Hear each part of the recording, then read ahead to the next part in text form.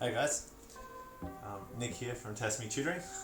We'll just be going over a further stream today, just covering a few questions on parallel box plots, and then we'll do some matrices because I think there's, for almost everyone, there should be a matrices SAT coming up pretty soon, and we're going to have, the exam coming up, so it'd be good to revise. So I'll just give everyone a couple of minutes, and then we'll start up, alright?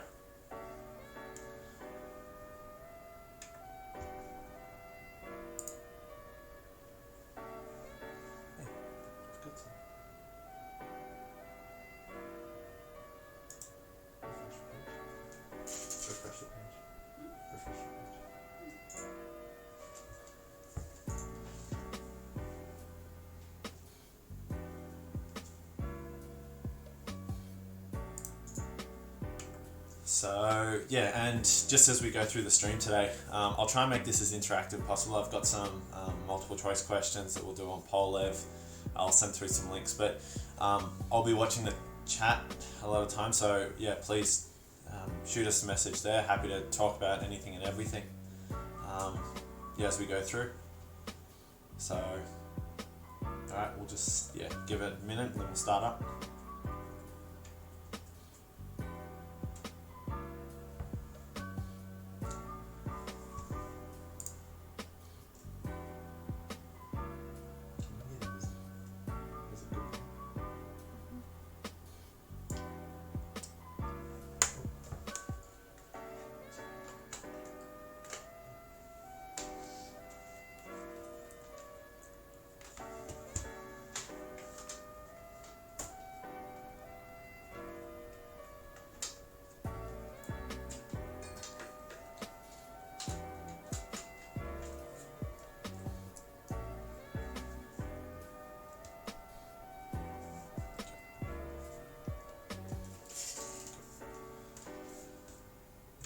Alrighty.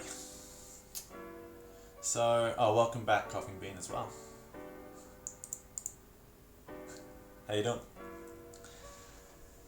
Alright. So, just again, a quick introduction of myself. My name's Nick. I graduated from VCE, 6 years ago, and studied engineering, been tutoring the whole time. Helping high school students, and just thought during this pretty tough time for year 12s, I mean everyone, but year 12s especially with the exams, just thought I'd be doing some streams just to help out. So hopefully it's valuable. Again, feel free to chat. I've got exams that go up every fortnight. At the moment they're all free, so further maths it's 40 questions, multiple choice, done online. They're immediately marked. You get some feedback. Basically, I'll go through then in the stream. I'll be going through some of those tough questions, or some of the new questions, and if there's an upcoming SAC, I'll be focusing a lot on those to help you guys revise.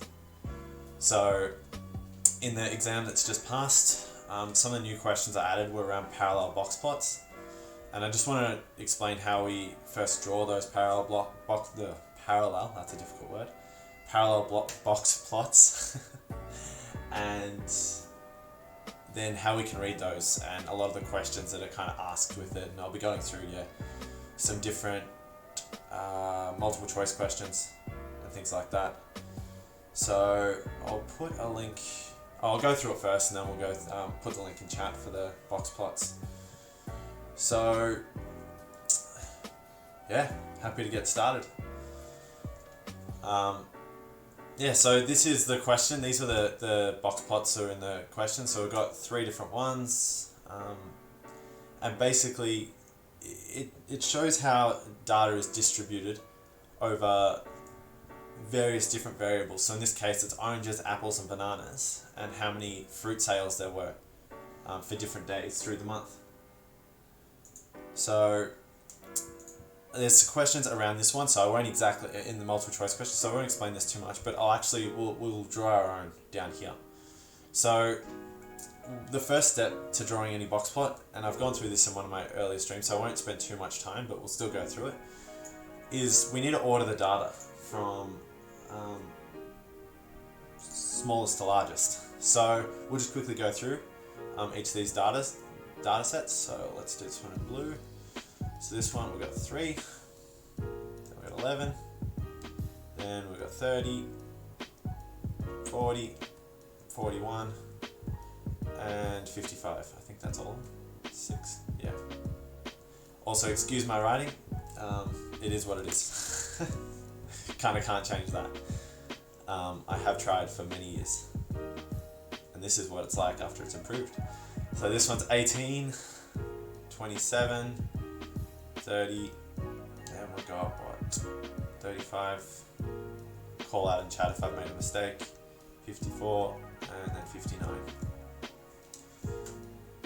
Alright, and lastly, we'll go, what's this, 16, 18, 30, 41, 51, 52. Now if we look at these, we can kind of already see how the data is distributed. So this is just reading the data set like this. We can see that the light blue one goes pretty low and gets pretty high, and the data seems to be pretty evenly distributed around the two, so we're expecting that one to be evenly distributed. Whereas this last one, we've got a whole lot of data that's up in the top end, and it starts pretty high. The same with the second one, so we'll see how that looks in the box plot. So to figure out we'll do this one in green just because that. To figure out, basically to draw a box plot, we've got to know 5 different key points. So that's the minimum, a Q1, a Q2, a Q3, and a maximum. And to figure out our minimum and our maximum, we need to know our IQR.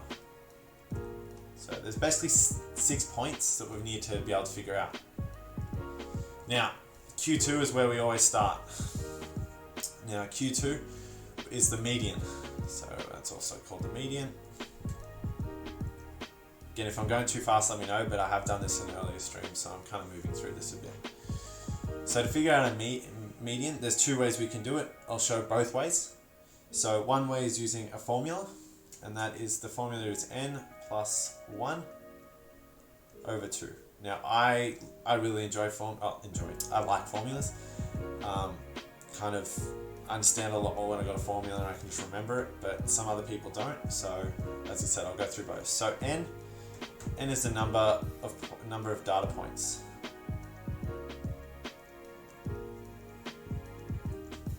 Okay.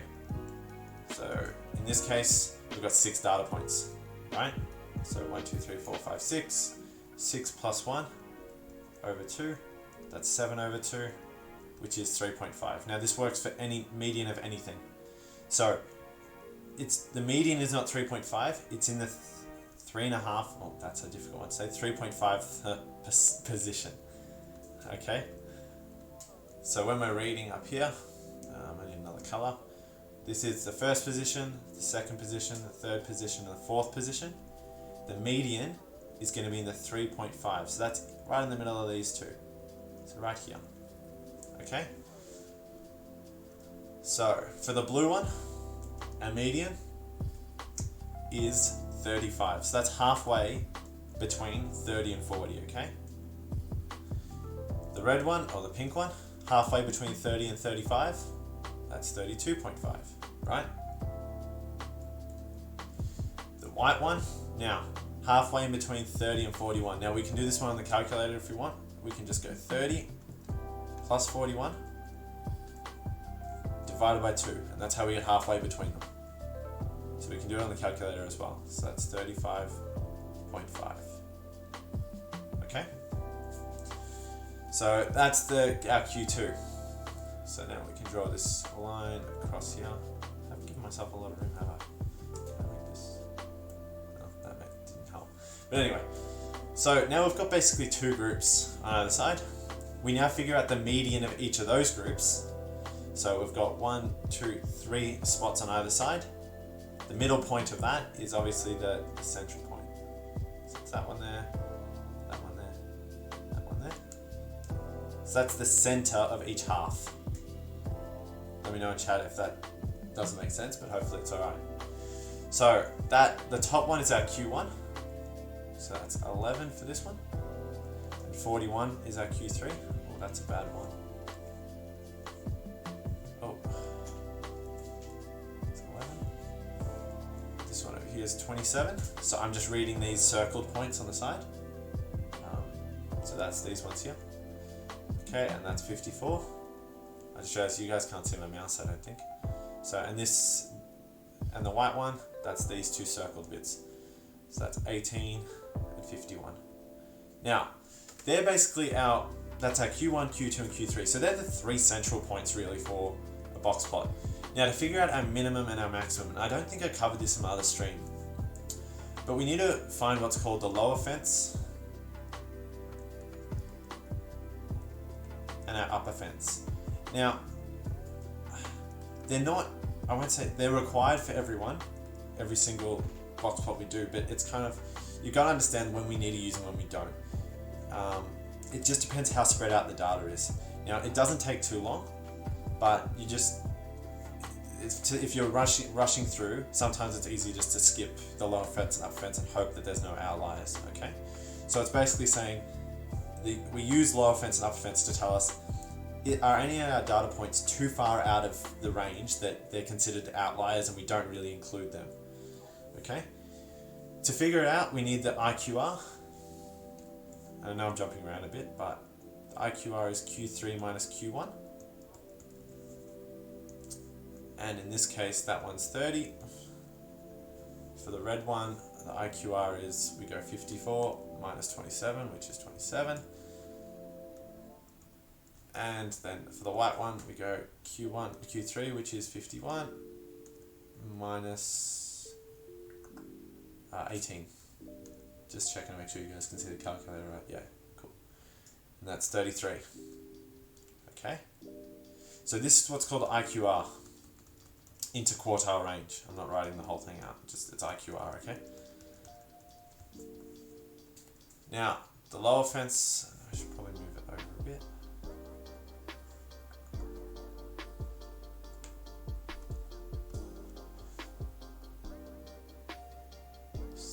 Lower fence is 1.5. Take that back, sorry. It's Q1 minus 1.5 times IQR. And upper fence is Q3 plus 1.5 times IQR. Okay. So just an explanation as to what this is. If I've got a data set, and let's just say, I'll just draw one down here. I'll rub it out in a sec. But if I've got a data set, I've got all these points down here. And then we've got a couple up here like that. Pretend this is a dot plot, but dots don't turn out well. Like that. And then I've got one all the way up here.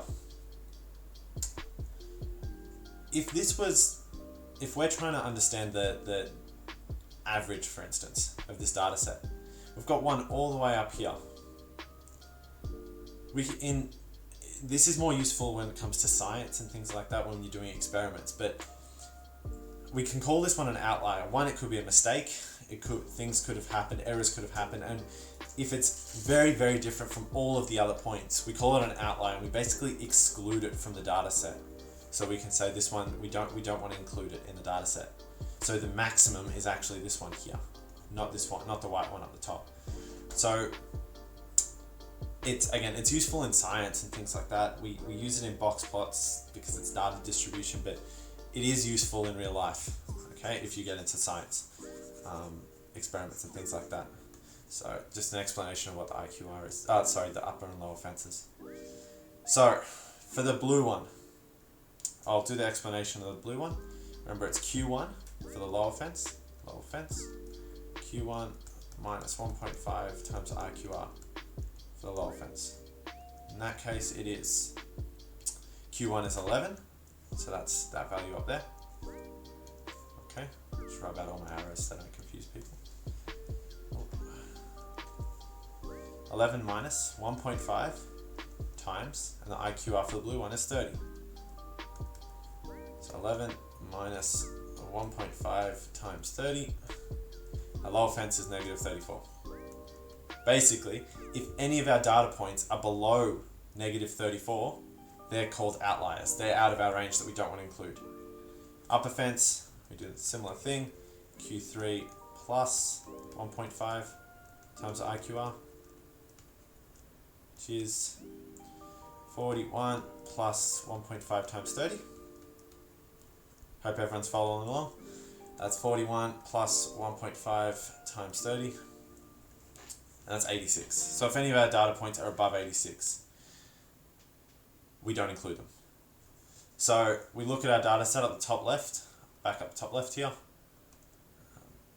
Scroll up a bit. It says, is anything below negative 34? No. So minimum is the smallest number in our data set, which is 3. Thanks a lot, Zorb. And our upper fence is 86. So any of our data points above 86, no. So our maximum is 55. Okay. Now the other ones I'll just quickly do because the upper fence and lower fence take a bit. But we go Q1, which is 27, minus 1.5 times our RQR, which is also 27, coincidentally. Negative 13.5. 18 up here is not below negative 13.5, so that's our minimum.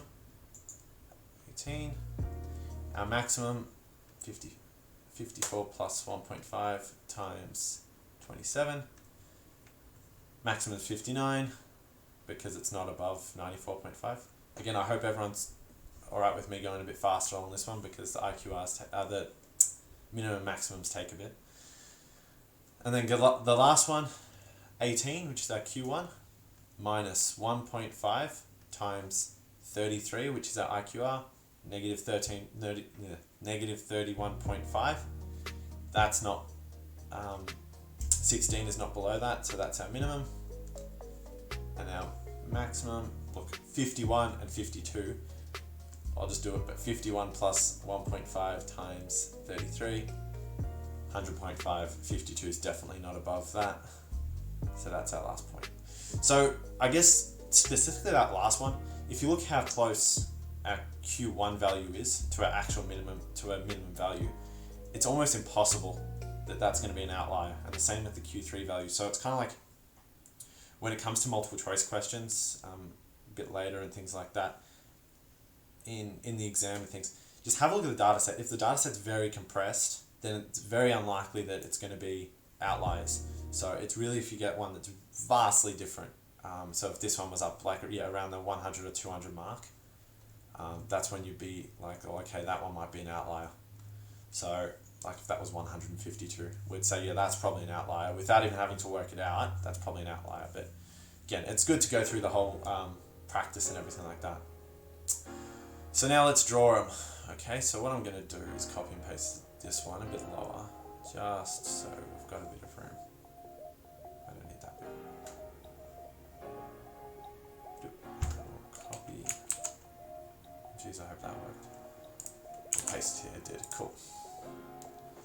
So I'm learning from my previous streams where I squashed everything in one spot. Alrighty, so let's draw this. And I'll do it in white. And draw lines. That. Straight. Wow, I can't tell. No, it's not very straight. That's alright. So, to draw a parallel box plot,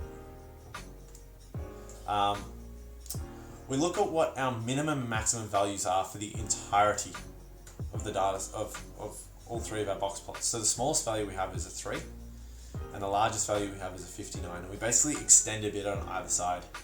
Okay, so I'll do 0 on this side, and let's do 65 on this side to give us a bit of a buffer on either side. I'll do 60 just because it's nice and round. Okay. So the central value in the entire thing, just so we know, is 30. And this is where we kind of have to build a scale ourselves. So we go, what, 35, 40, 45, 50. I've done that way. 55, okay.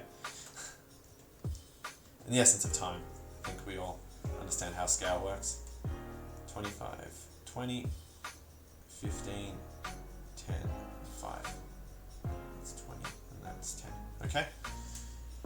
So, again, I don't think you guys will be asked to draw parallel box plots, but you might have to draw box plots, and I mean, this is going to help you because we're going to do 3 of them. So, we've just basically got to put all 5 of these points here, got to draw as lines on the box plot, on the scale. So our minimum is 3, so it's there. Our Q1 is 11, that's there. Our median is 35, that's up there. Our Q3 is 41, and that's there. And our maximum is 55, that's there. So I've kind of drawn the Q1, Q2, and Q3 values as pretty bigger lines. And that's because when we join them up like that, they're joined into one big box. That's in a box plot. And then we draw these as what's called the whiskers. So, this kind of shows the distribution of our data. Okay? Now, actually I'll draw the other 2 and then we'll explain some things, okay? So this one, the red one, that's this one here. Maximum is 59, so that's drawing a whisker right at the end. 54 is our Q3 value, that's there. Is it? Yeah, that's there. And our median is 32.5, which is halfway between those 2. And the Q1 value is 27, that's there. And our minimum is 18, that's there. Alright, so we just join them up like we did before. Oh, that was almost straight.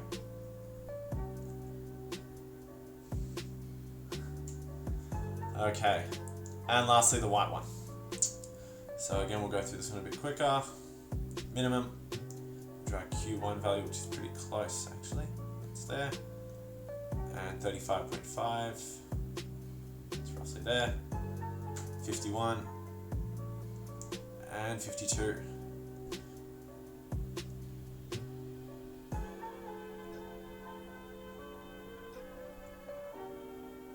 Okay.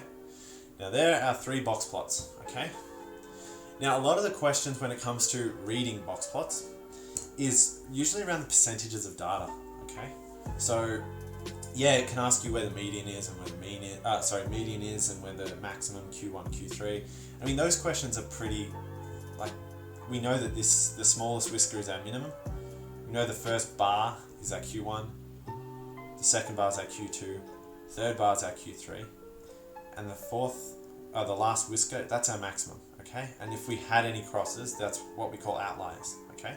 But we don't in our case. But I mean, they're not overly difficult questions, those ones, because if you know how to read a single box plot, you know how to read every box plot.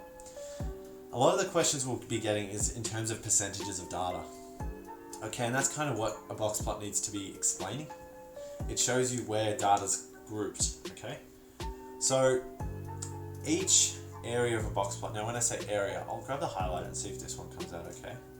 No, it doesn't really. Okay, I'll just grab a red pen. This grouping here, from the whisker to the first bar, that's 25%, okay? This area inside here, up to there, that Q2 value, that's another 25%. Okay, draw it above. Okay. Then we go to the next bit here, that's another 25%. And lastly, we've got this area here on the end. That's another 25%. So all up, obviously 100%. Again, outliers don't count. But it shows you where the majority of data is grouped. So we've got a lot of data in between these 2 values here. Okay. So assuming we didn't know what our data set was, we have a lot of data between Q2 and Q3. It's grouped there compared to the 25% of data between Q1 and Q2. So I hope that makes sense for everyone, because that's what a lot of these questions are going to be asking. Where 50% of the data is grouped, where's top 25%, 75%, things like that. We need to just look at those 25% sections and call them out, okay? So we'll go now to a couple of multiple choice questions. I think I'll drag it over and go to, I'll link it in chat. Where is it? Sorry, hold up. I had the link and then I copied and pasted those other things. So this is a link. If you want to head there, basically I'll be putting up just some multiple choice questions there. Where did it go? Here it is. Here we go. That's methods. Let's go further. Present. Okay. So let me know if you guys have an issue seeing that. I hope it's clear on the stream. Okay, so the number of sales of fruit types on various days of the month. Now just try and understand that first bit, that's good. And then, so those are recorded on the parallel box plot. What percentage of days have more than 75 banana sales? Okay. So I'll give you guys a bit of time, see if we get some responses.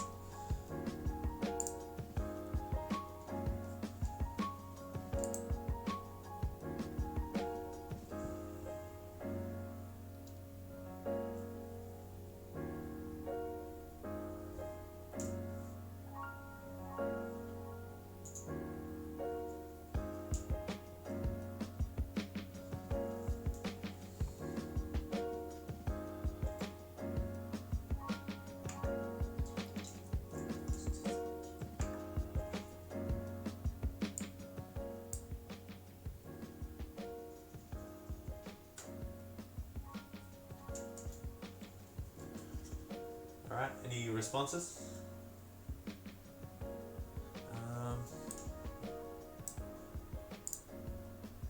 Let's see. Oh.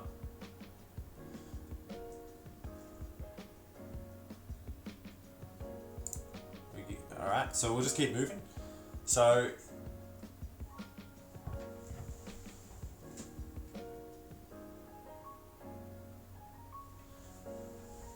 the answer for this one, well, I hope it's not my, have I lagged out? Oh, there we go. Okay, we did have responses. Okay. Okay, all good. So D, perfect. So we look at, now this one's a bit tricky because we're looking at days as well as percentages on various, like, of the sales of fruit types. So our data set is actually looking at the number, I'll take it back. Sorry, our data set is looking at basically each day of the month. How many banana sales have we had? So how many of our days have more than 75 banana sales? We look at 75 here. Okay, that's when we have 75 banana sales. Can you see my cursor? Yep. Okay, cool. So we have 75 banana sales here, and if we look up, we have 25%, 50%, 75%. Okay, so 75% of days. Now this one was a bit confusing, this question, but I think we've got another one if we go to the next question. Yeah, okay, here we go. And present. Okay. So I'll let you guys read it this time.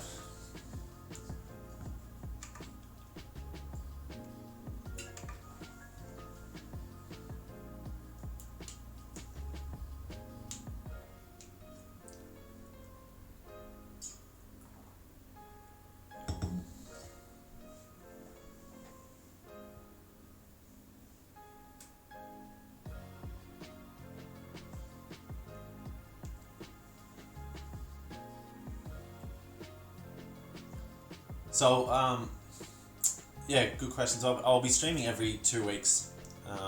So I'll put up a form at the end, just getting you guys, getting some feedback. And if you did want, as we're ramping up close to exams, if you did want it weekly, or if there's specific topics you want, I can increase it weekly. But at the moment, it's every fortnight. The streams will be on a Sunday. So 12 p.m. is for further and 2 p.m. is for methods at the moment.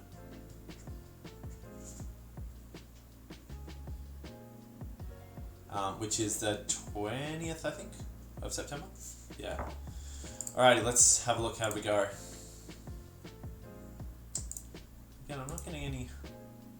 I wonder if it's this. Yeah, because we've got. Okay, there we go. I've got some responses now.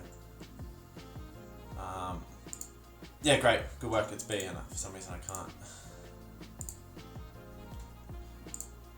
There we go. Odd. Great work. It's B. So, if we have a look at 82 to 92, so that's from 82 to 92, for instance.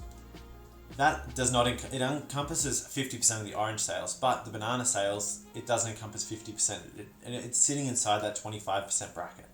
If we look at 75 to 105, that's 50% of our banana sales, and it also takes into account 50% of our orange sales. So remember, that's two of these areas, okay? Alright, so do we have another question on these? No. So we're getting into matrices next. So, is there any questions on box plots? Anyone got? I'll give you just 30 seconds if anyone's got any questions. If not, we'll continue on. And yeah, please subscribe to Twitch to keep up to date. And we've got Facebook page. All the Twitch videos are going to be saved for 60 days on the Twitch channel. And they'll also be on YouTube, on Test Me Tutoring on YouTube. So yeah, subscribe to our website, Facebook, Twitter, YouTube. Choose your social pipe and subscribe there, and we'll be putting all the updates on the social media. Alrighty. So we'll move on to matrices, because I did want us to try and spend a bit of time on matrices, because yeah, as I said, I know you guys have, assuming your schools are doing it, matrices as a topic for the exam, as well as a SAC coming up. So I think one of my Year 12s has a SAC tomorrow, or this week at least. So I'll try and go through basically matrices from start to end. If there is anything that you don't understand, please let me know in chat. But if no one says anything, I'll think it's all good and I'll keep moving, okay? So matrices. So again, I won't go through too much of a background of matrices, but they're just a way of doing calculations, and it's how some calculators work and things like that, but it doesn't really matter. So when it comes to matrices, we draw them, I think everyone knows, in these brackets, square brackets, and A, B, C, D. Okay? So they can be represented in different forms. 1, 2, 3, 4, 5, 6. We can have a 1 by that one. Okay, so we write matrices and we explain what they look like by saying their order. Now, order is just simply how many rows by how many columns. Okay? So, in the case of the first one, how many rows do we have? We have 1, 2 rows. So we have 2 rows. And then we put a multiplication symbol, but it's just by. We can just say it's a 2 by how many columns? We have 1, 2. So it's a 2 by 2 matrix. Okay? Next, we have 1, 2, 3 columns, and we have 1, 2 rows. So the rows are 2, the columns are 3. So it's a 2 by 3 matrix. The last one, we have 1 row, 1, 2 columns. So that's a 1 by 2 matrix. Hope that's alright. It's, yeah. That's matrices order, okay? We can do some practice a bit later, but we'll continue moving, because now we need to look at what is matrix defined, okay? Define matrices. Because it uses order, so it's a kind of a way it can move. So if we wanted to multiply 2 matrices together, so let's say we had a matrix A, B, C, and D, and we multiplied it by the matrix, I don't know, E, F, G, H, I, J. Okay. The order of the matrix on the left, again, 1, 2, 1, 2, is a 2 by 2 matrix. The order of the matrix on the right is 1, 2, 1, 2, 3. It's a 2 by 3 matrix. Okay, and we're multiplying them together. Now, for a matrix to be defined, these two middle numbers must be the same. Okay, they are the same, therefore this is defined. It means we can do it. Okay, so if we put it on the calculator up here, now I think my calculator is a bit different to your calculator. Depends if you have the ClassPad or the TI Inspire. So I'm just going to put some random numbers in. So 1, 2, 3, 4 times 1. If we hit enter, we get an answer. Okay, so that's also the calculator version of telling us the answer, whether it's defined or not. Okay, the answer matrix is going to be, so when we do actually this calculation, this number and this number. So if the insides are the same, then we take the outside numbers as the answer matrix. So it's a 2 by 3. If we look at the calculator, it tells us there's 2 rows and 3 columns. Okay, which is a 2 by 3 matrix. So I hope I haven't gone too fast then. I hope that's all right. That's how we work out matrices. So we're looking at, remember, they're defined if their orders have the 2 same inside numbers, and then the answer matrix is the outside numbers, right? So let's do this. Let's do a multiplication to prove this. So let's grab a 2 by 2 matrix, 3, 6, 9, 12 for instance. Oh, that's a Q. So when I do a Q, it's a 9. And then we multiply it by a, so remember this is a 2 by 2 matrix, so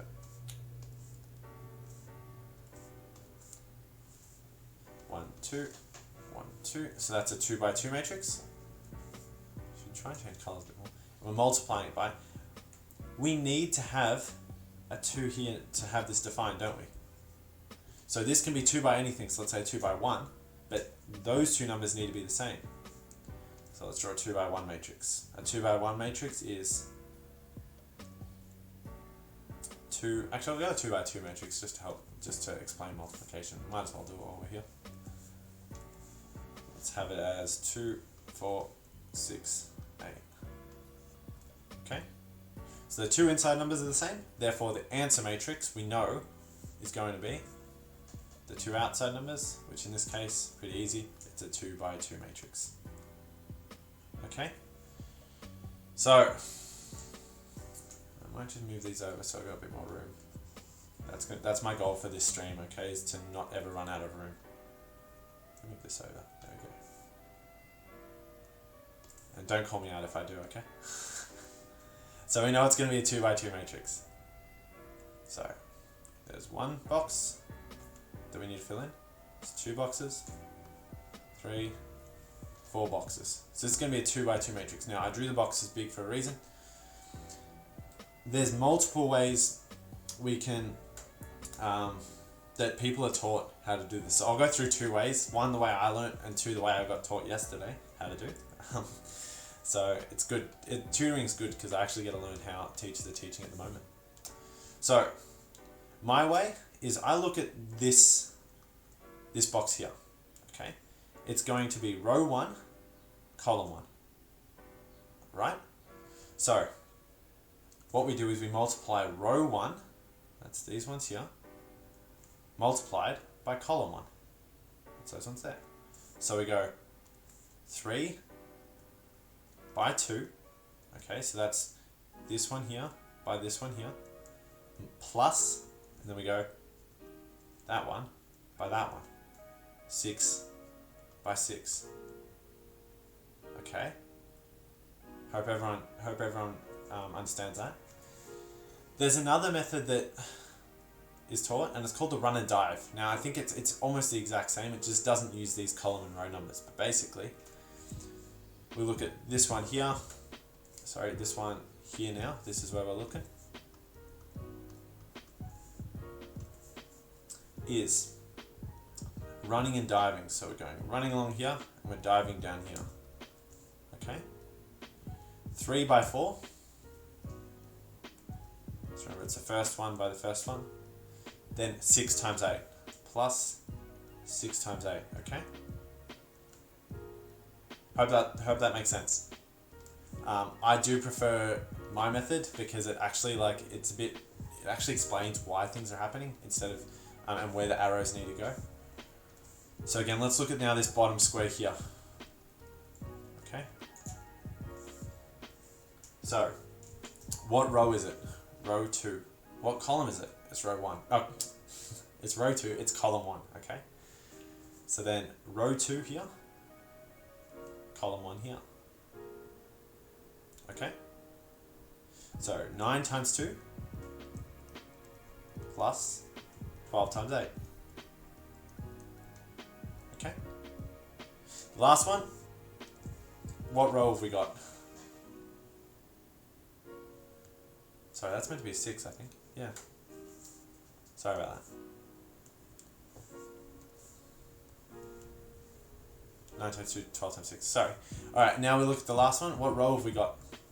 It's row 2, but it's column 2 now. So that's that one multiplied by that one. There's the 8 that I was talking about before. 9 times 4 plus, now it's 12 times 8. Okay. Oof. Yeah, I'm going to redraw that. 12 times 8. Okay. So, let's move this down again.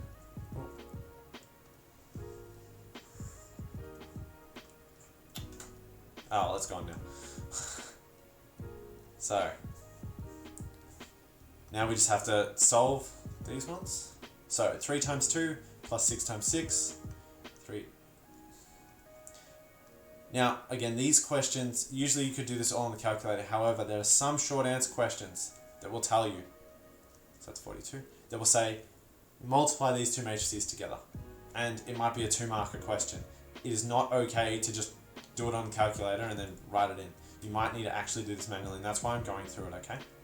Let's move to the next one. That's 3 times 4 plus 6 times 8. And it's basically, we just need to show this step up here. This is the important step, the one I drew an arrow to, okay? That's 60. Okay, we go to the next one. We go 9 times 2 plus 12 times 6. It's 90. And then the last one, 9 times 4 plus 12 times 8. And that's 132. And that's multiplying two matrices together, okay? So I hope that's right. Now we'll do it on a calculator just to prove that it's right. It's always nerve-wracking doing this. Because you never know. Good news is I didn't use any negatives, and that's usually where I get caught up. 2, and that's 6, and that's 8, and that's 4. Alright? 42, 60, 90, 132. That's always a good feeling, isn't it? So that's matrix multiplication. So I hope that's right. Now we'll do a couple of multiple choice questions.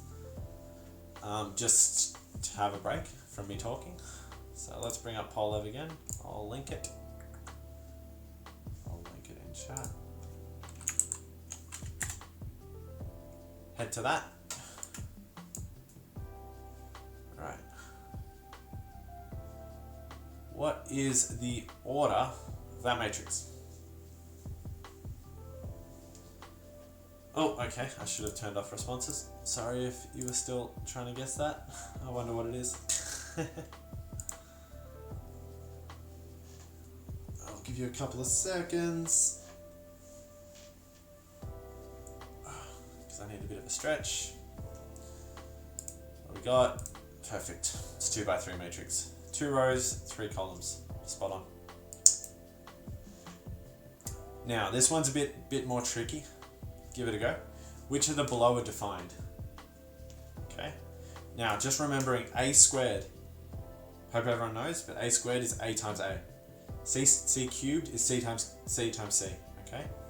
I'll give you guys a bit of time for this one, and I'll turn off responses. Oh, that's gone bright. I should turn off dark mode, actually. Hope it's alright.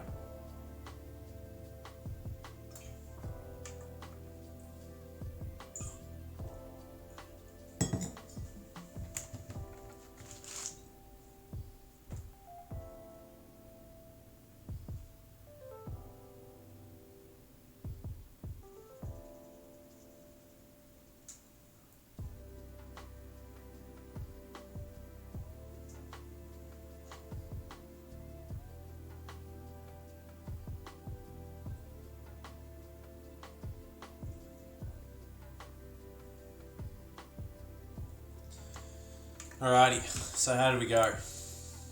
So I did start talking and then I forgot my mic was muted, so I had to repeat myself. So let's have a look. Perfect. So why is CB? So why would BC not be defined, but CB would? So let's have a look. We've got a 3x3 matrix as B, and C is a 2x3 matrix. Remember, it's 2 rows and 3 columns. So 3x3 times a 2x3, those two center numbers are not the same. However, if we reverse it, if we go 2x3 times a 3x3, those two numbers, center numbers, are the same. Okay? Now, how does this look on the calculator? Because it's well and good to know this, but it's really easy to forget about the center numbers. So let's just have a quick look. Okay? I'll just quickly write. Sorry if you can hear my keyboard. I'm just going to do a random 3x3 matrix, and I'm going to multiply it by a 2x3 matrix. So let's go 1, 2. How are you going? You eat. My calculator comes with this error. I think on the TI Inspire it pops up that it's like not defined or something like that. Okay, so in this case mine says invalid dimension. That means it's not defined. Okay, so that's BC. Now if we were to reverse this, okay, if I was to go, let me just fix this up. That, get rid of that, and get rid of that. So now this is CB. We get an answer. Okay, so this is a quick way, and I mean, it's not quick on multiple choice because, I mean, especially when the answer is E, you'd have to go through every single one. But we've got A squared, you can do it on the calculator, A times A. B, AC, you can do it on the calculator. So kind of, you got to get in the ballpark, but if you really need to check, this is how you check on the calculator, and it will pop up an error for you. Okay? What do we got next? And we'll go inverse next. So, okay. So let's go through inverse. Now this is where we start getting a bit trickier with matrices. I hope everyone's followed on so far with how I've been going. Again, oh great, good to hear coughing bean. Again, say in chat if you want me to go through anything, if you've got any questions. Yeah, it'd be good to get this a bit more interactive with everyone in chat. So let's go through inverse matrices. Inverse. Alrighty. Inverse matrices. And in 10 minutes, so we'll have a break for a couple of minutes just to get up and stretch, because I need to get up and stretch every hour or so. Alright. So, inverse matrices. Now, I'll quickly go why we use inverse matrices, and then I'll go through how to actually get them. So, and to explain it, it kind of helps if we go back to a bit of the algebra side of it. So let's go 4x equals 16, for instance. Now, how do we move 4 from one? We want x by itself, yeah? How do we move it from one side to the other? Okay. So when it comes to just normal algebra, we divide by 4 both sides. Hope everyone remembers this. And then x is by itself, right? And we go 16 divided by 4. With matrices, it's extremely similar, okay? So if I've got matrix A times matrix B, and that equals matrix C. If I want to move matrix A from one side to the other, right? We divide by matrix A, okay? But with matrices, we can't divide. It's not a matrix formula. So we instead do what's called the matrix inverse. So that's multiplying both sides by A to the negative 1, which in essence is the same thing as dividing, but like that. And they cross out on this side, and matrix A is now on the other side, but it's a matrix A inverse, okay? So I hope that makes sense. That's why we need matrix inverse, and it's used for simultaneous equations, and we'll go through a few of those later, but sometimes it helps to know why we actually need things before we do it. So if you don't care about that, which is completely fine, this is what we need on our bound book. Okay, so if there's anything to write down in the bound book, it's this. If, how are you going, Sally? Thanks a lot. If we've got matrix A, which is A, B, C, and D, okay, A inverse is 1 over AD minus BC, and in here we've got D, A, negative B, negative C. I just had a moment then of, did I say the right thing? And then I quickly checked my notes and I was right, which is good. That's why I got a bit messy there. So this is what we need on our bound book, because if you have this here, you should be able to do any inverse matrices, okay? So I'll give you a sec. If you want to write that down, take a screenshot, do whatever you need to do. This is what you put in your bound book. So there's a few things I'd recommend. All right, now how do we do it? We go, if we're asked in a question, a 3-marker question usually, if it's simultaneous equations, or we can be asked directly what's the inverse. If we're just asked what's the inverse of this in a multiple choice question, I'd recommend you just put it on your calculator. But usually there will be that as a multiple choice question, but there will also be one of the short answer questions which you'll actually be required to do some stuff for, okay? So let's say A, let's grab 4 random numbers, 7, 3, 2, 8, okay?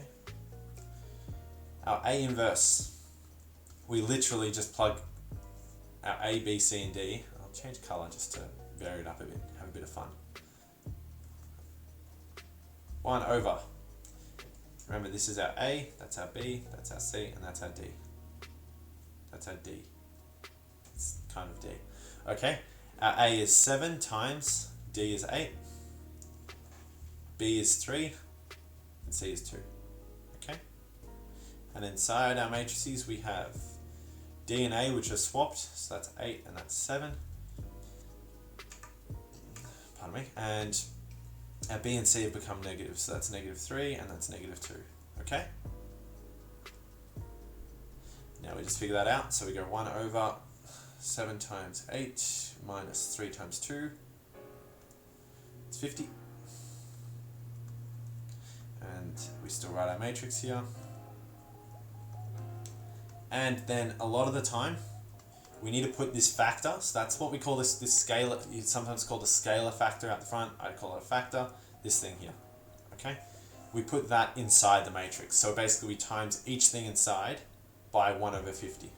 So if you need to, we could put it on a calculator, so 8 times 1 over 50, I'm all over the place today, 1 over 50, that's 0.16, but we don't like leaving it like that, let's put it in fraction form. So that's 4 over 25, or 8 over 50, whatever you want. And this one's going to be negative 3 over 50, I'll just do it quickly, negative 2 over 50, or we can simplify that to negative 1 over 25. Hope everyone knows that. And this one's 7 over 50. Okay, if we were to put it on the calculator, it would give us that. Just quickly, negative 2 over 50, we divide both the top and the bottom by 2, so divide by 2, divide by 2, and that gives us negative 1 over 25, okay? On the calculator, we can do it by going, what's this, 7, then 2, then 8, and then 3. Okay, there's our matrix, and all we do is we just go to the power of negative 1. It's always great. 4 over 25. negative 3 over 50, negative 1 over 25, and 7 over 50. Okay? So I hope that's all good. That's inverse matrices. Alright? Now, again, usually used in simultaneous equations, which I want to go through now. Okay? So there's probably 3 or 4 more things I want to go through with matrices that are the tougher bits of matrices. So I'll go through simultaneous equations, but if everyone wants, I'll give like a minute or so. Just get up and have a stretch, have a drink of water, because I need to. So I'll be back in a minute. If you want, just listen to some music.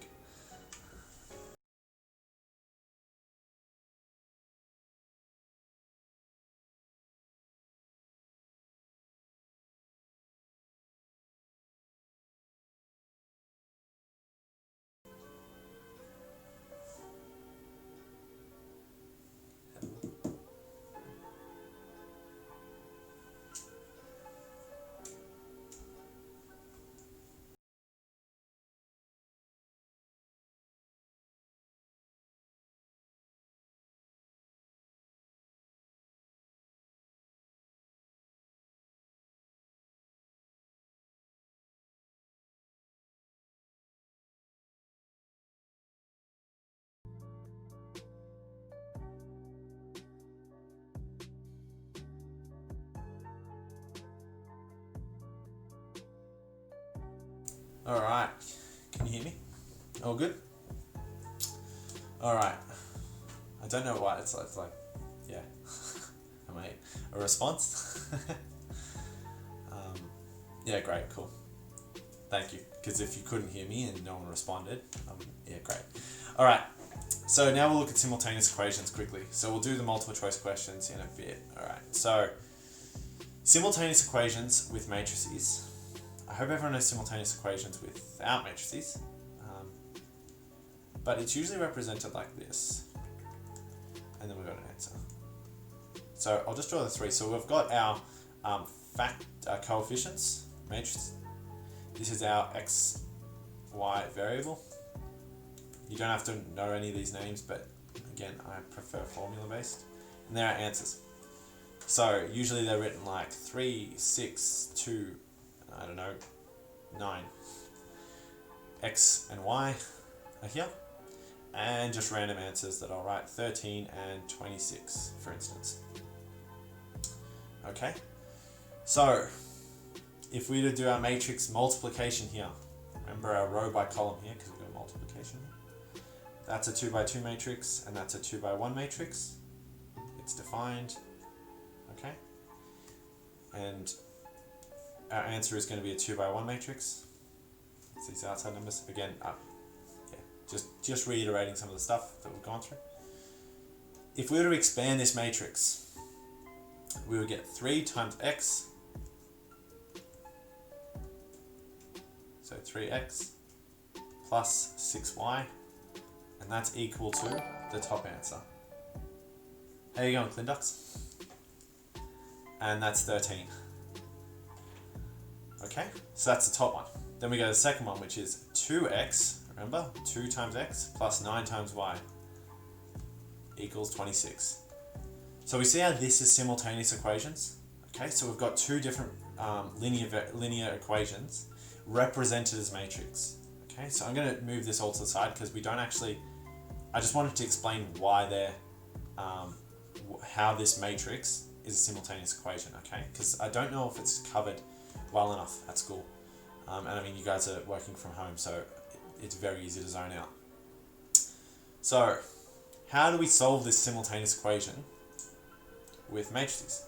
Okay, so when we're talking about solving simultaneous equations, by the way, I'll just quickly draw this because it's important.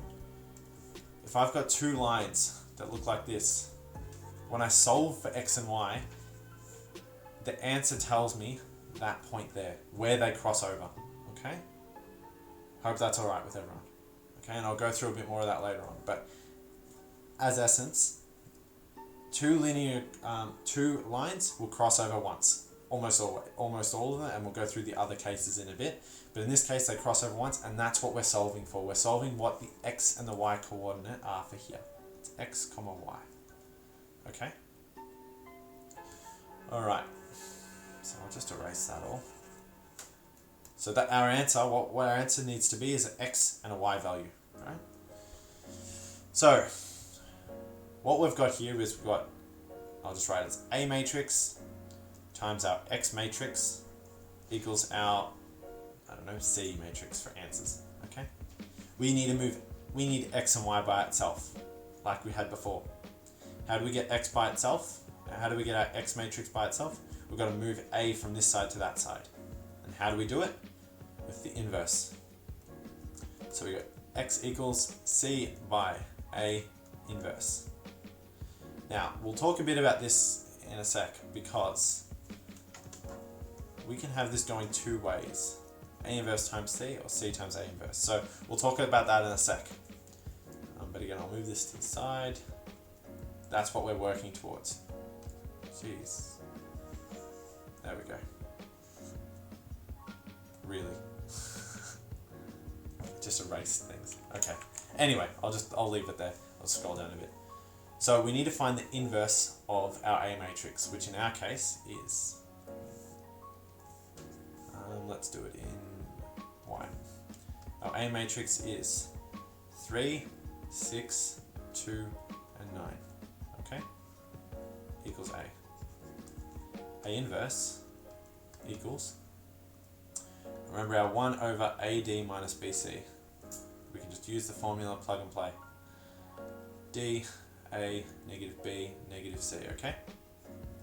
So in our case, it is 1 over AD, which is 3 times 9, minus BC, which is 6 times 2. Now, a question I kind of get asked a lot, I'll write this one out first. D and A are swapped around, and we have negative 6, negative 2. A question I get asked quite a bit, actually, is, does it matter if we take the ADBC from this bit or from this bit? The answer is no, it doesn't, okay? So if we just look at this, A and D are swapped, so they're the exact same thing. A times D or D times A, it really doesn't matter, okay? B and C, they're both changed to negative, and two negatives make a positive, so it really doesn't matter if we take it from this one or this one over here, okay? It'll give us the same result. So we go 1 over, and then we go 3 times 9 minus 6 times 2. That gives us 1 over 15. So we can take the shortcuts with the arithmetic on the calculator, but we need to be able to solve this by hand, okay? Pardon me. And then we've still got 9, negative 6, negative 2, and 3, and now we put them all, we're getting there, all inside, so we've got 9 over 15, which can be written as, anyone, 3 over 5, okay, divide them both by 3. This one is negative 6 over 15, which can be written as negative 2 over 5. This one's negative 2 over 15. And this one's 3 over 15, or 1 over 5. Or 1 over 5. Okay? And I'll just write it out as an actual matrix here. Okay, that's 3 over 5, negative 2 over 5, negative 2 over 15, and 1 over 5. Okay? So I just want to bring all this down. I get there.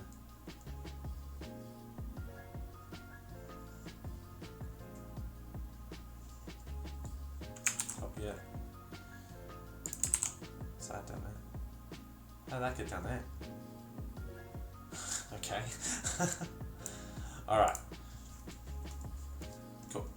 So we now have, this is our A inverse, right? Okay.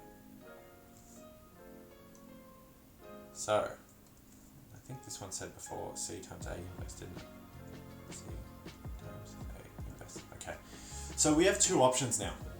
Does the A inverse go on the right of the C, or does it go on the left of the C, or doesn't it matter? Okay. Now I'll give like 20 seconds in chat if you guys want to answer. If not, I'll go for it. So if it is C times, now remember this is our C matrix, this one here, and this is our A inverse matrix up here. So do you reckon it matters which one goes first, C times A inverse or A inverse times C?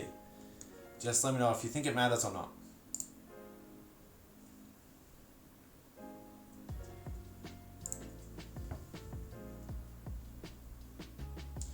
So it actually does matter, okay? So if we have C times A inverse, okay, our C matrix is a 2 by 1, isn't it? And our A inverse matrix is a 2 by 2. Now, are those center numbers the same? They're not. So that is not defined.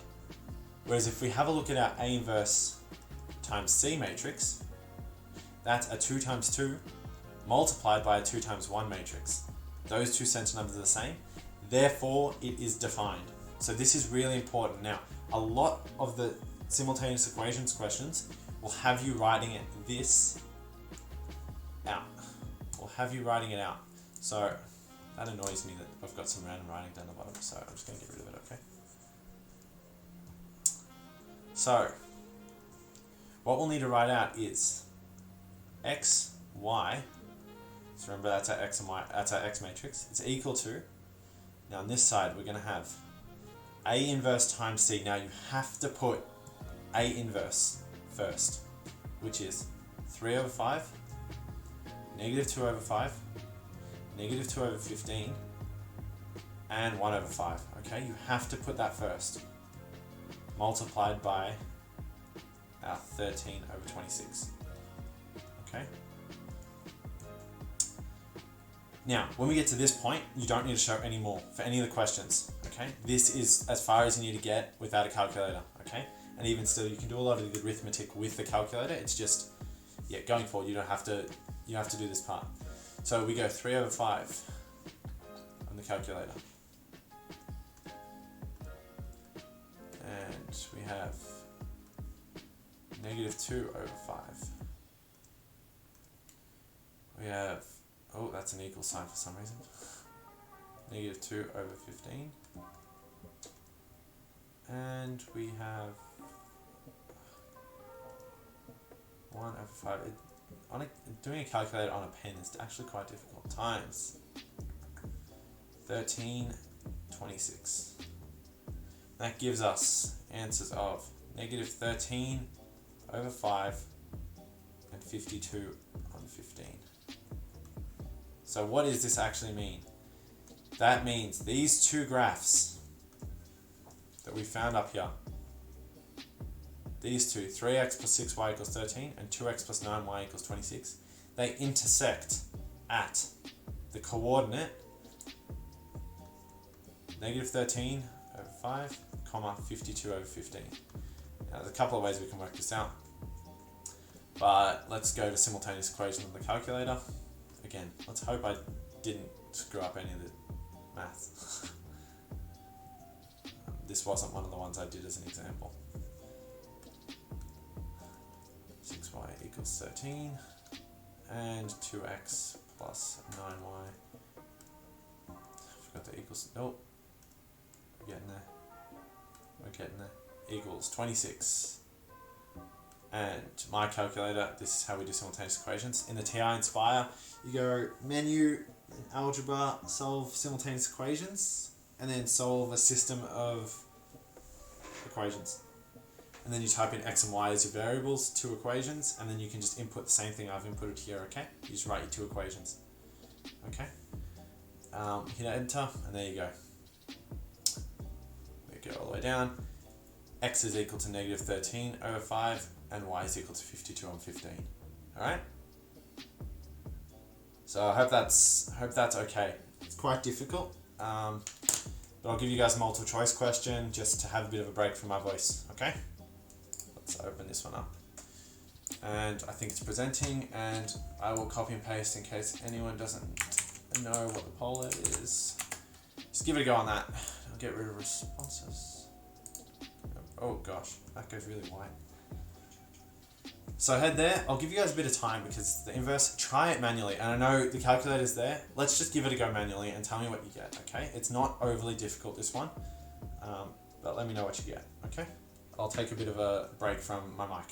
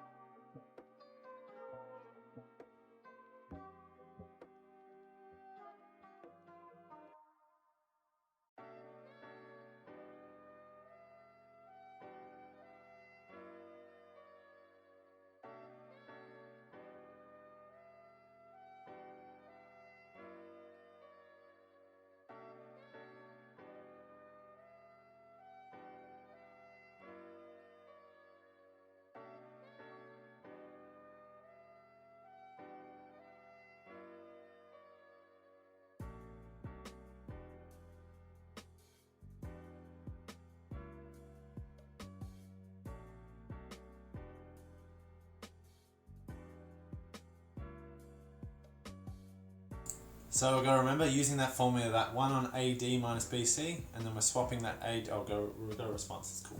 So remember, we'll swap that A and D and negative B, negative C, and then we'll put it all inside, okay? So let's have a look. How do we go? Ooh, we've confidently said C here. It's multiple choice C, I mean, always confident. Great work. Good. So the difficulty, I think, with this one is you've got to put that factor inside, and once we put that factor inside, which I think is 12 minus 8, 1 on 4, we've got to divide all the things by 4. So the two bottom ones, it's negative 4 and positive 4, and you divide them by 4, okay? Great work, good work. Let's have a look at the next, okay, now we're on to transformation. Sorry guys, I didn't put in a linear equation once. If you want, I'll do a quick one for you guys, and feel free to use your calculator, but I mean, try not to. Let me, in chat, let me know if you want me to do an example, one of the ones where you guys can figure out what X and Y is. If not, I'll keep moving.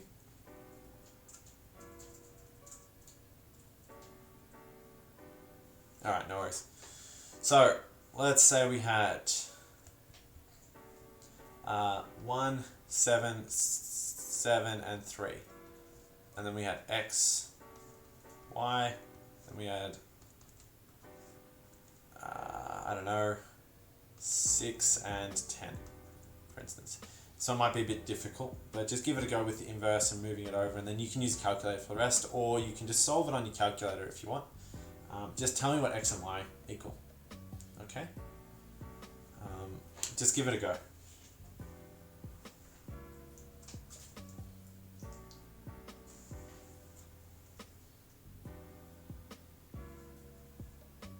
Okay.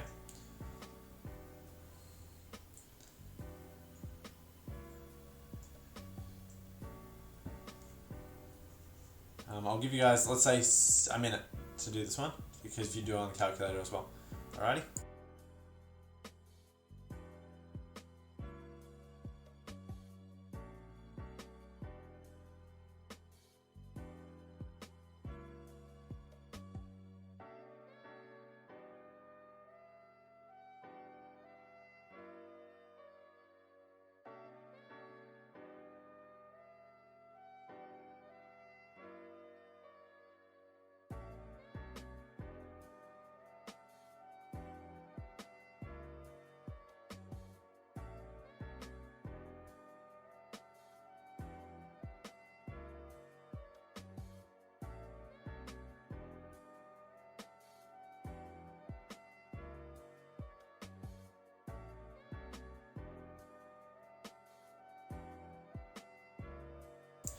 Alrighty, so I'll go through, I'll just quickly go, what we should have got is our inverse.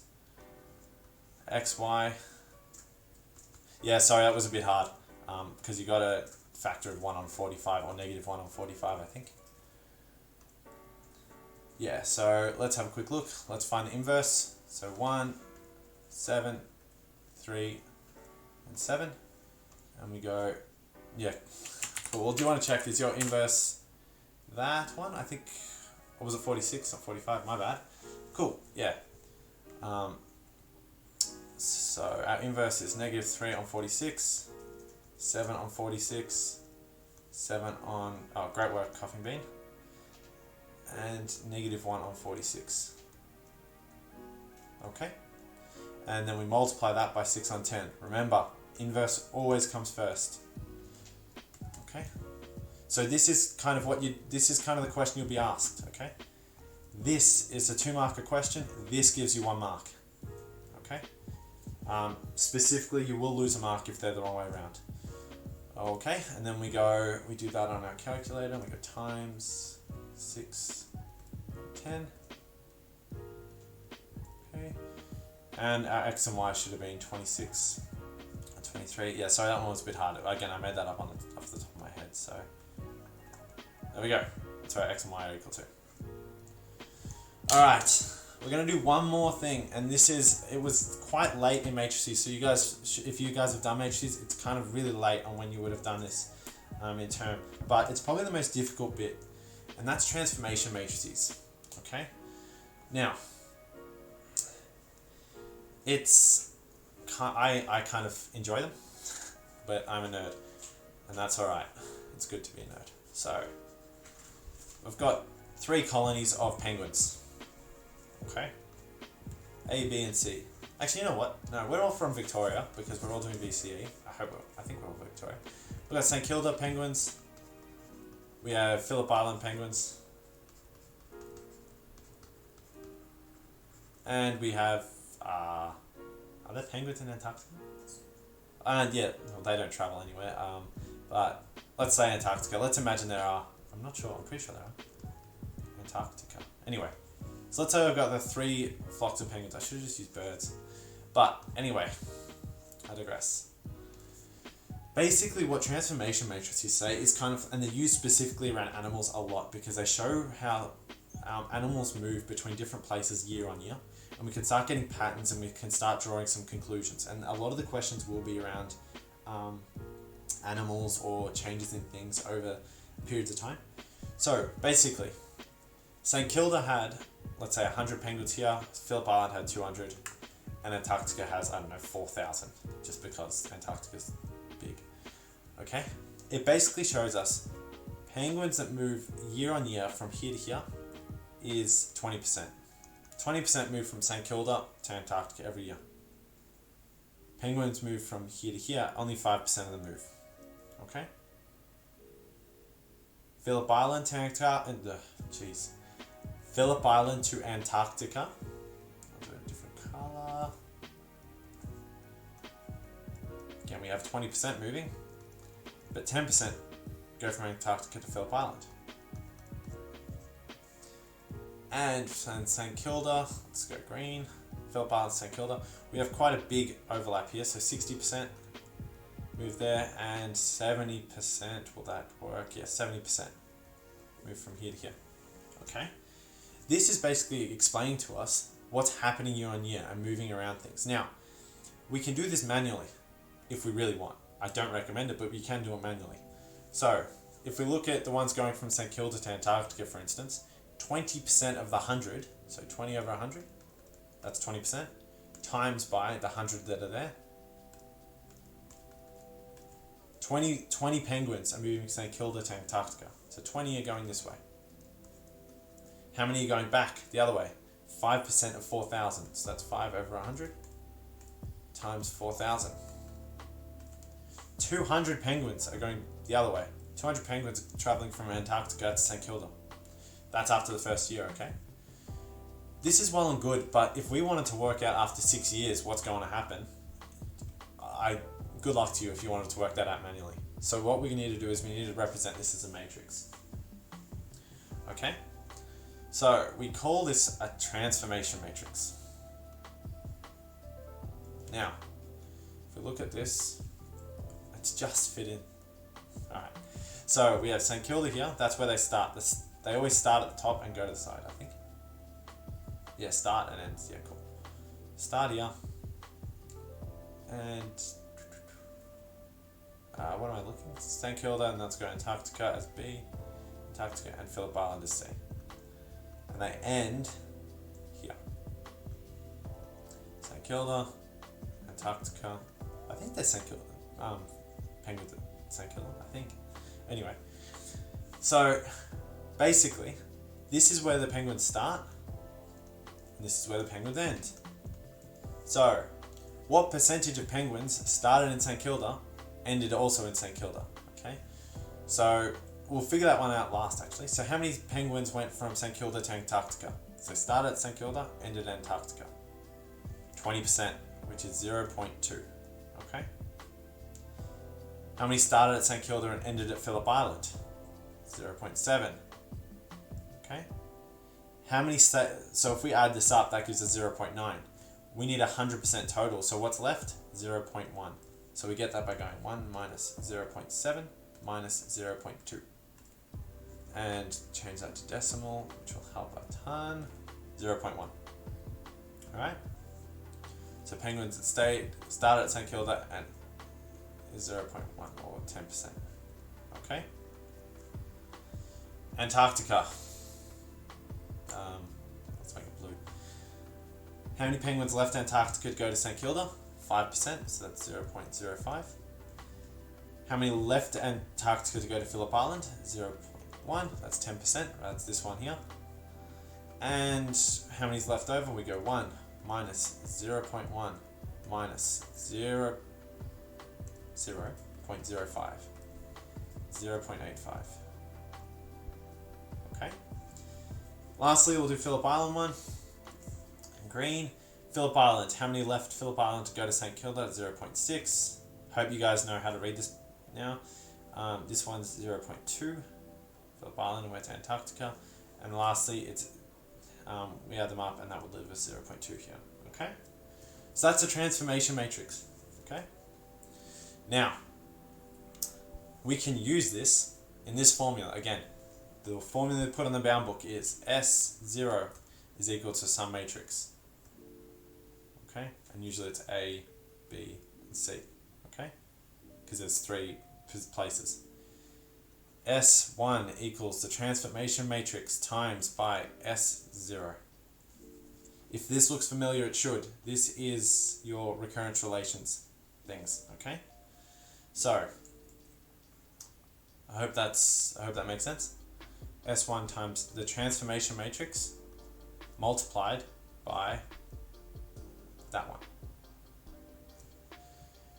So let's go up and let's actually use those S0 values. How many penguins started in each area? So remember, we've got St Kilda, Antarctica, and Phillip Island. How many penguins started in each of these? St Kilda had 100, Phillip Island had 200, and Antarctica 4,000. 100, 4,000, and 200. Okay. So we go S1 equals this big boy transformation matrix. I'm not going to write it out, but that's that T matrix here, multiplied by our S0, which is 100, 4,000, and 200. Okay. So on the calculator, don't try and do this by hand.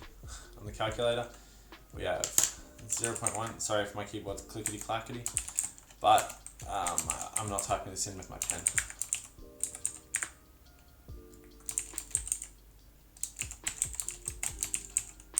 We times it by, that's not a times button, and we multiply it by our state matrix. S is called state matrix, by the way, and that's what we get. So after 1 year, so when we look at next year, we have 330 penguins in Phillip Island, St Kilda, sorry, St Kilda, sorry. This is St Kilda, I should write this on the side so I don't forget. Phillip Island. 3,460 in Antarctica, and 510 in Phillip Island. Now, questions you might get asked. After 1 year, how many penguins left Antarctica total? And that's where you go 4,000, which is where they started, minus 3,460, which is where they ended, which is 540 penguins. Okay. A lot of these comparison questions, they could be percentages, but this is kind of the gist of it. That's what you need to work on. Okay. Now, the other 2 questions there's 2 other things we might get asked. After 5 years, we want to know S5. What's it going to be? Now, instead of doing S0 times T, or T, sorry, instead of doing T times S0, and then T times S1, and then T times S2, so on and so on, what we can use is the power function. And because I can do it, just drag it down there. All we use is we just go power of 5, because we want the 5th year. Hit enter, and there we go. After 5 years, we're going to have 700, actually I'll just write that out, what I did there, just because we did T to the power of 5 times by S0, which gives us 732.84, so we usually just round up, 2,636, because I can speak, 0.16, and 930.998. Oh, okay, it's 931. All right. Fine calculator. 931. So in St Kilda now, after 5 years, there's that many penguins. In Antarctica, there's that many, and in Phillip Island, there's that many. Hope that everyone's following with that. Okay. We have two last things to do. Sorry, I just added one thing because I remembered it. The question we will get is in the long term. How many penguins will there be in each of the locations? So this is what we're trying to understand is, okay, if 30%, let's say, leave St Kilda and go to Phillip Island, but St Kilda gets 50% back, what number will balance out in each of those locations so all those percentages are the exact same year on year? Okay, I hope that makes sense. Okay, so if we go up and we look at here, St Kilda, the numbers coming into St Kilda, basically what long term means is the numbers coming into St Kilda are going to be the exact same as the numbers coming out. And they will then balance each other out.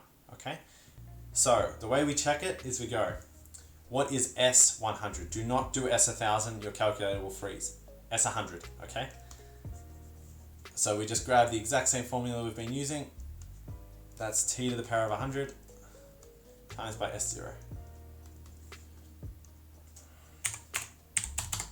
Alright, that gives us a steady state matrix, it's also called, or a long-term matrix of 819 in St Kilda, 2457.14 in Antarctica, and 1023.81, oh gosh, sorry, 0.81, that's a point, oh, I'm just going to rewrite that, sorry, 0.81, okay, that's in St Kilda, that's in Antarctica, and that's in Phillip Island. Now, we check that. A lot of questions will say, how do you know, or explain why. Do it to the power of 101 now. And ideally, if it's a steady state, the numbers will be the exact same, which in our case, 819.05, 2457.14, and 1023.81. The numbers have not changed. That's saying that the numbers coming out of each of these locations is the exact same as the numbers going in. Okay? One last thing, and then we are all done. We'll do a couple multiple choice, and then we're all done, okay? It's just a pretty simple one. It's if I give you what S5 is. Let's say S5 is 5,000, 3,000, 1,000, for instance.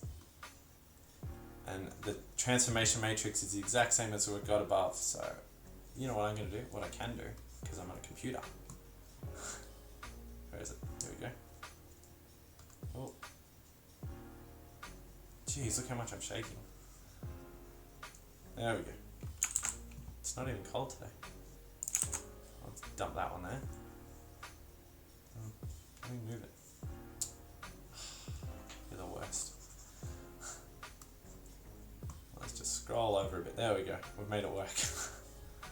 Alright. And we're asked what is S4. Okay? So we're given S5, but we're asked what S4 is. All we have to do is we've got to think about the equation, which was the S5 is equal to T times S4, right? But we want to find S4. We want S4. We're given S5. So, just because we're getting to the end of the session, I'll just explain what we do. We go T inverse. We bring T on the other side, okay? Multiplied by S5. S4. Remember, T is a 3 by 3 matrix. S5 is a 3 by 1 matrix. You must write it in that order. T inverse times S5, okay? Equals S4. Just plain and simple, we put that in our calculator to the power of -1, multiplied by our S4, oops, come on, multiplied by 5,000, 3,000, and 1,000. Enter. And we've got a negative apparently because I didn't actually check these numbers. But our S4 has been negative 1,230, 1,846, and 8,384. Okay? I hope that's alright, guys. Let's do some multiple choice questions. Let me know if I went through that last one a bit fast. I think Welcome, Kiathi.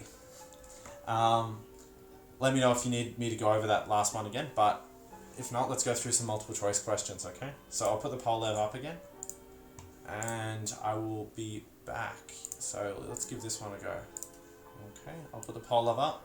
I'll give you guys 2 minutes, 2 or 3 minutes for this one, okay? I'll be muting mic, have a listen to some music.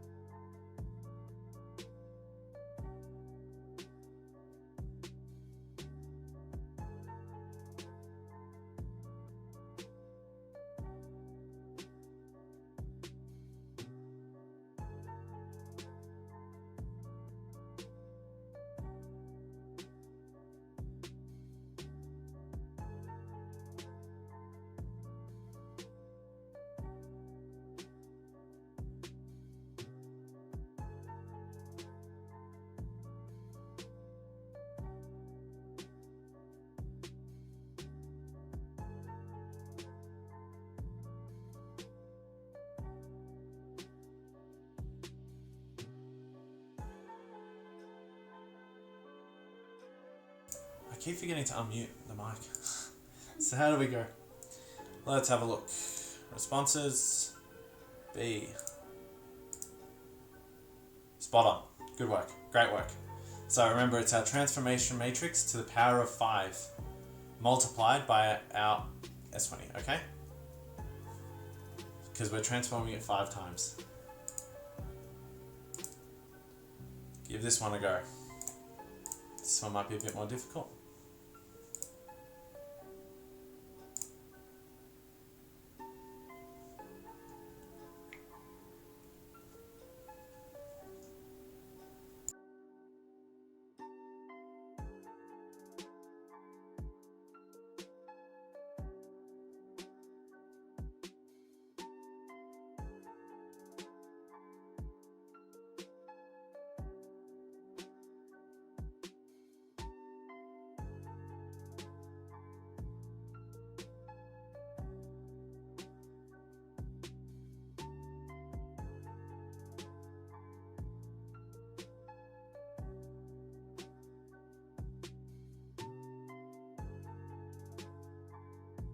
Alrighty, we've got a response. Let's have a look. How do we go?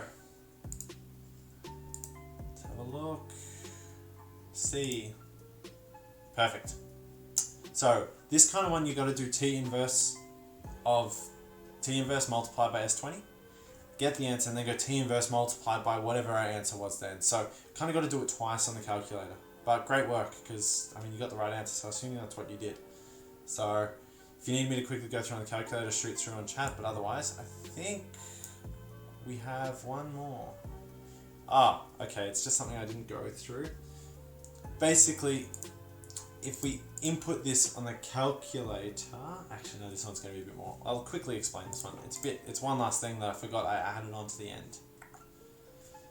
So, with our linear equations, if we have 3x plus 4y equals 12, and then we have 6x plus 8y equals 20, for instance.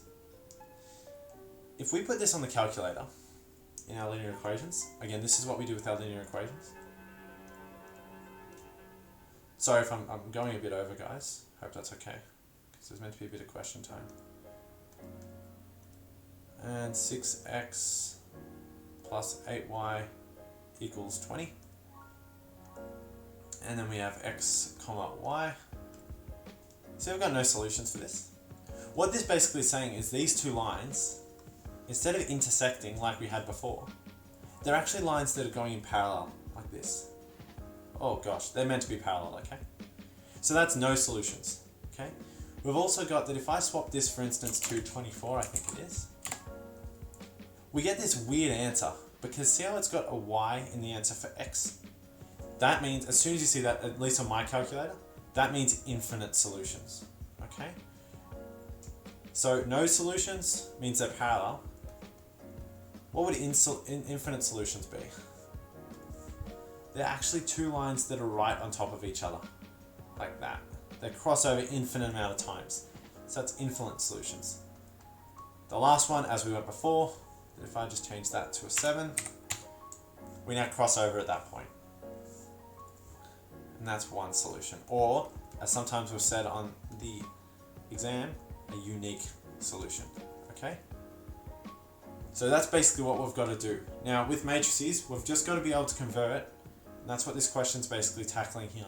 You've got to be able to convert this matrix, these three equations, into simultaneous equations, okay? This one's really difficult, and look, it's getting pretty late, and you guys have held on for this long, so I'll give you a go, but don't stress too much if you can't get this one, okay? So give it a go.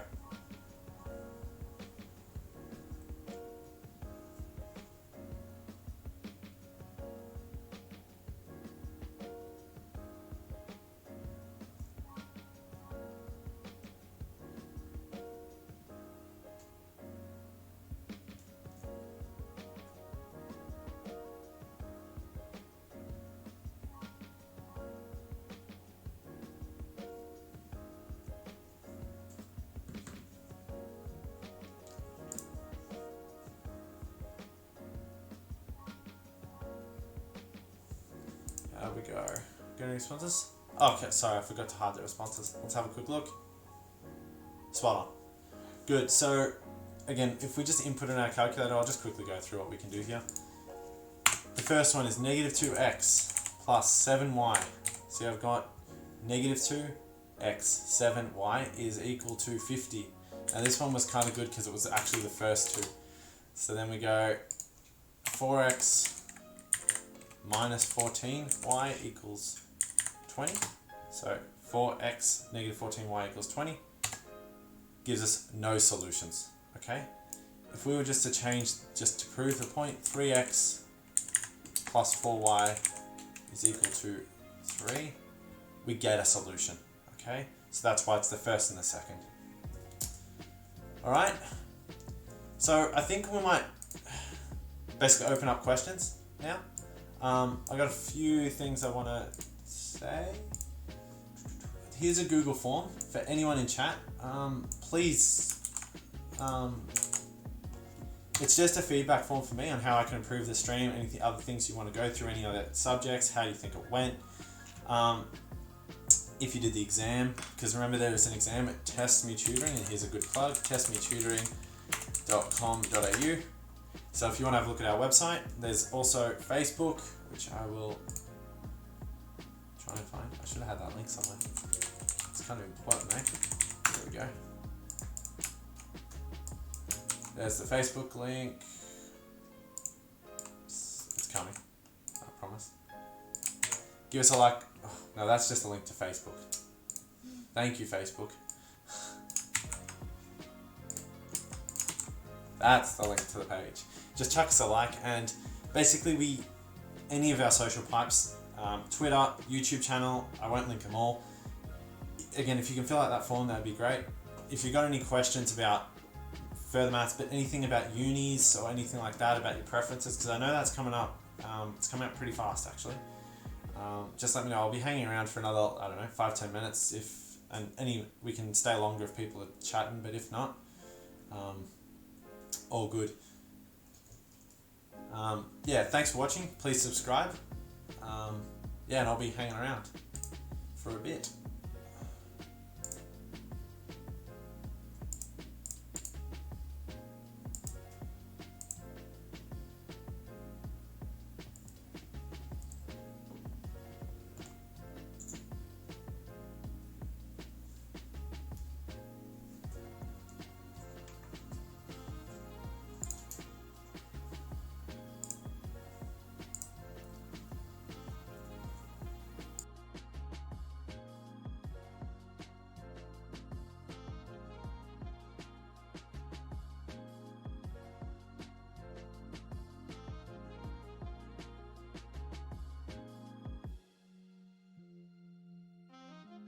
Yeah, great questions, Ob. It sure is. So 2 p.m. is in 15 minutes or so, 20 minutes or so. I'll stop this stream and I'll start up the methods one. We'll be going over binomial distribution and anti-differentiation. There was just a question on the methods exam. It was a show that question around anti-differentiation. It's a really common kind of one, so I want to go through that one specifically. But yeah, it is starting up at 2 p.m. So yeah, feel free to hang, if you're doing methods, yeah, it'd be great. I'll have a similar interactive. It's a bit more difficult to do interactive with methods, so I've probably built 6 multiple choice questions. But yeah, it'd be great if you had some interactive in chat. That'd be fantastic. And yeah, thanks for watching the further. So I'll give you guys a few more minutes and then we're all good.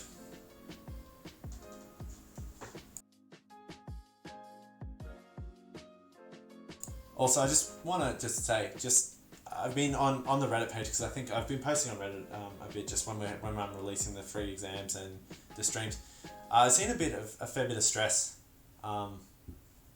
around the VCE in general, year 12. It's a super stressful year, but you guys, as much as COVID is really, it sucks, and it's really making school difficult this year. I just want you guys to know that if you can get through this year with confidence and you're able to pull yourself through and push yourself to actually work, and I mean the fact that you're watching streams on a Sunday around methods and further is just fantastic. It is going to help you so much in uni, because in uni no one is there pushing you, and the amount of people that fail first year uni purely because they just don't have that self-drive. I really think that next year you guys are going to have an easier time. So you guys deserve a bit of appreciation for having to go through this, but I think it's going to pay off next year. So yeah, we don't really talk about that, but yeah, it's a difficult time the first year uni, and I think you guys will have a good time. So just Zorb, if you're still in chat, what other subjects are you doing? And is there any that you think you might want streams for?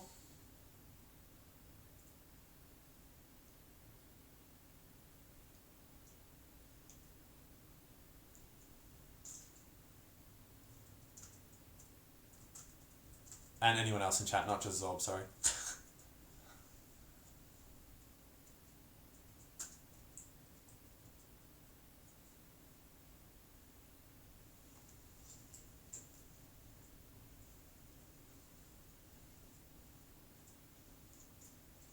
Okay. Look, it's a good question. I've just so everyone knows, I did double degree at RMIT for biotechnology and engineering, mechanical engineering. So I could do a biology stream. It's a bit more difficult because bio is a lot of like explaining problems and things like that and explaining concepts. I can have a think about it. If there's a bit of a if you fill out that form that I've just linked above, and I'll link it again just in case we had any other people. Actually, no, anyway, I'll link it again. But there's some, you can request that I do a bio stream through that form as well. If there's a few people that want a bio stream, I can look at getting that set up. It's just, in terms of like these exams and the streams take a bit of time to set up, and at the moment, as I said, I'm doing it all for free to help you guys out. So if there's enough people that want it, definitely we can look at a bio stream. I had a request last week for chemistry, which is a bit more difficult because I'm not great at chemistry. So I can look to get another tutor in for that, but it gets a bit more difficult. So if there's no other questions from anyone or anything like that, I might end the stream and just have a bit of a 15-minute break for myself before we get started with methods. So I'll see you all anyone who just wants to stick around for methods in 15 minutes. Again, thank you very much for watching. Please subscribe if you enjoyed it. Give us a like on Facebook to keep up to date. So yeah, it's been good. And just so you know, in 2 weeks there will be another further stream at 12 p.m. on a Sunday, exact same time. We'll go over, I'll be putting up an exam next Friday, another exam for further, and one is at the moment, it's up on testmetutoring.com.au. We'll be going through some more difficult questions from those exams. So I'll be adding some matrix questions into the exams, into the mix, and if we've still got some issues, I might go over a few matrices topics again next week. So best of luck if you guys have SACs this week for matrices, or any other SACs for any other subjects. But yeah, good luck. Thanks a lot. and I'll see you in 2 weeks, or I'll see you in 15 minutes. See ya.